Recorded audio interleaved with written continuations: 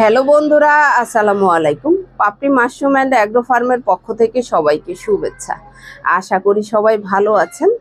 একজন শ্রদ্ধেয় নতুন চাষি তিনি জানতে চেয়েছেন যে একতলা ছাদের উপরে মাশরুম চাষ করার জন্য স্বল্প খরচে কিভাবে ঘর তৈরি করা যেতে পারে তার উপরে একটা ভিডিও দিতে বলেছেন।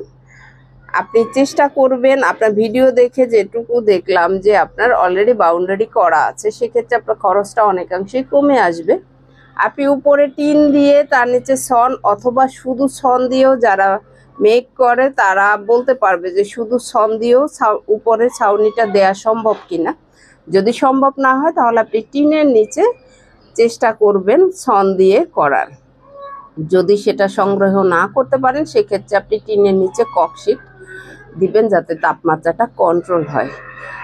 আর চারপাশের ক্ষেত্রে এই সিজনের জন্য উত্তর এবং দক্ষিণ সাইড আপনি খোলা রেখে ঘর বানাতে পারেন, কারণ এই দুপাশ থেকে রোদ আসে না, এই দুপাশ থেকে বাতাস আসলে কোনো ক্ষতিকর না। এই সিজনের জন্য বাতাস মাশরুমের জন্য উপকারী। তবে পূর্ব এবং পশ্চিম সাইড, এই দুই সাইডটা আপনাকে খেয়াল করতে হবে যাতে রোদ কোনোভাবেই প্রবেশ না করে। মাশরুমের গায়ে রোদ প্রবেশ করলে মাশরুম বিষাক্ত হয়ে যায়। এই বিষয়টা আপনাকে মাথায় রেখে ঘর তৈরি করতে হবে।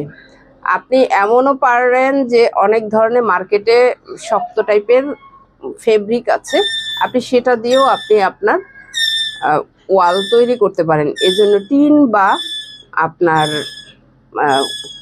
ইটের কোনো প্রয়োজন হয় না। আশা করি আপনি বুঝতে পেরেছেন কিভাবে ঘর তৈরি করবেন। যারা এই সংশয়ে থাকেন তারা এই ভিডিওটি দেখে জেনে নেবেন, তাহলে আপনার সুবিধা হবে ঘর তৈরির ক্ষেত্রে। সেটা যে শুধুমাত্র ছাদের উপরে করলেই এই সিস্টেমে করা যায় তা না, আপনি খোলা জায়গাতেও এই সিস্টেমে করে নিতে পারেন স্বল্প খরচের মধ্যে। আশা করি ভিডিওটি দেখে উপকৃত হবেন। ভালো থাকুন, সুস্থ থাকুন এবং নিজ ঘরে ঘরে মাশরুম চাষ করে নিজের পুষ্টির চাহিদা মিটিয়ে তুলুন। ভালো থাকুন, আল্লাহ হাফেজ।